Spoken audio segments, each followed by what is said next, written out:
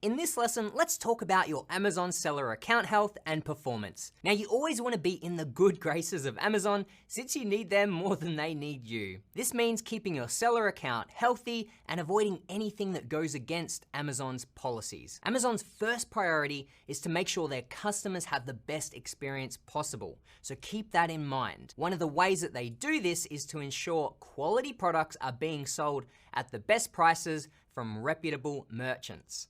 Amazon uses a few different metrics and measurements to determine if you're an asset to their platform or a liability. This helps them weed out bad sellers, those that are breaking the rules, or just low quality products. Now, sometimes there are critical events that can shut down your entire account in an instant, which are also harder to see coming, but still possible to avoid by sticking to the rules.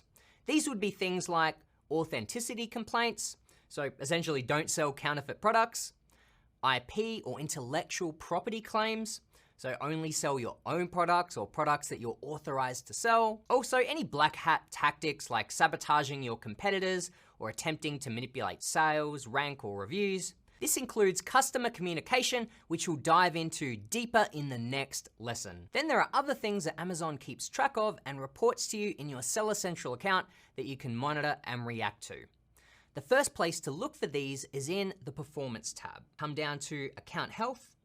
Here under Account Health, you'll see that it's made up of 3 categories: Customer Service Performance, Product Policy Compliance, and Shipping Performance. Customer Service Performance is evaluated using the Order Defect Rate.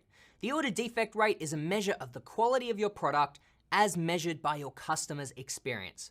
It's basically how many customers complained about your product out of all the total that you sold. The target is less than 1% per 60-day period. An order defect rate of above 1% may result in account deactivation.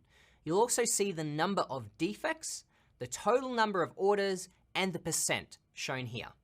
The reality of any Amazon business is that there's always going to be returns and issues with the products that you sell, but the goal is to sell high quality items that are of value to your customers.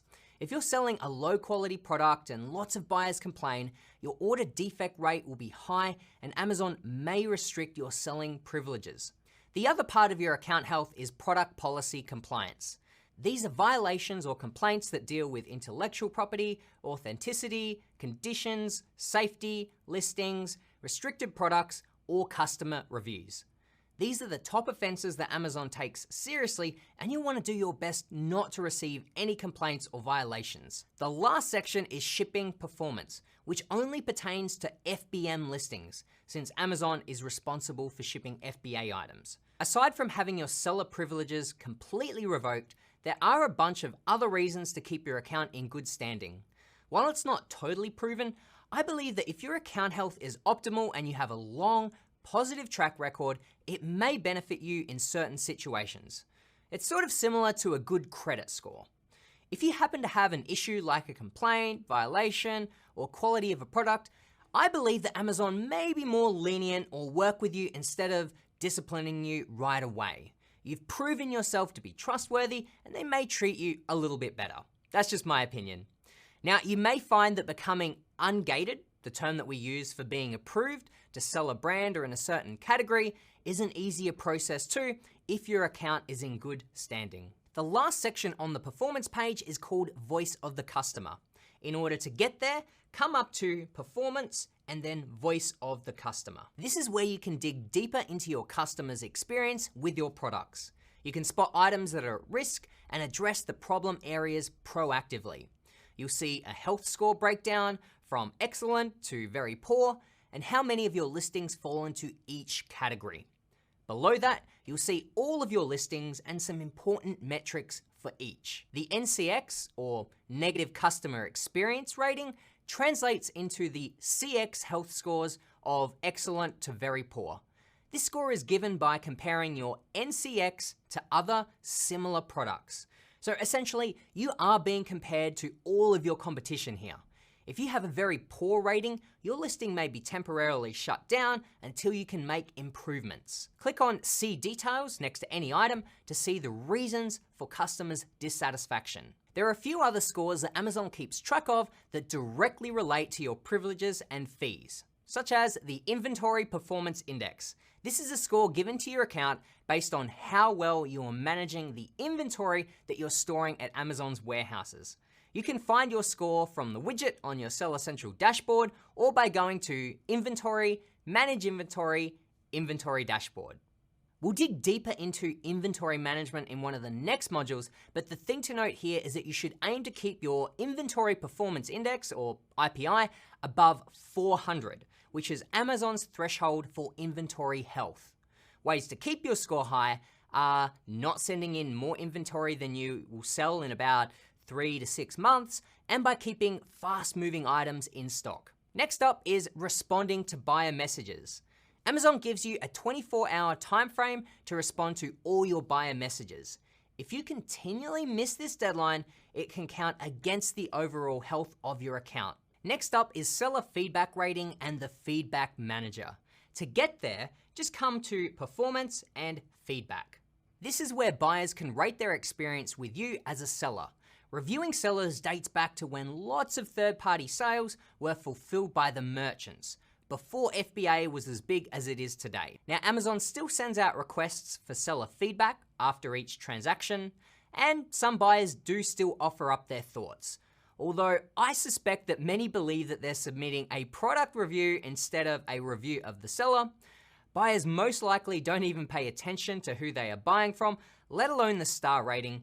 But it is important to keep up your seller rating and keep it high for the reasons I explained earlier, keeping your account in the best shape possible. So here inside of the feedback manager, you can see each buyer who gave you a rating and what their comments were.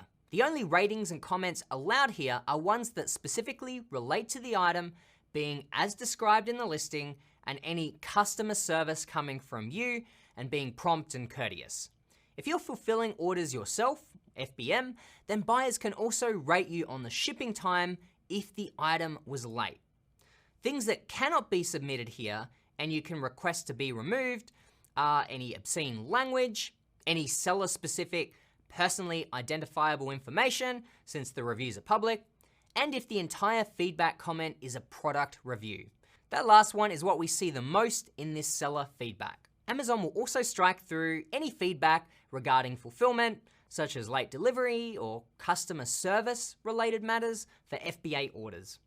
Amazon has made it easy to have reviews that meet any of that criteria removed. Just click the Choose One button, ensure that the review meets this criteria and click Yes. Most times it will be automatically removed.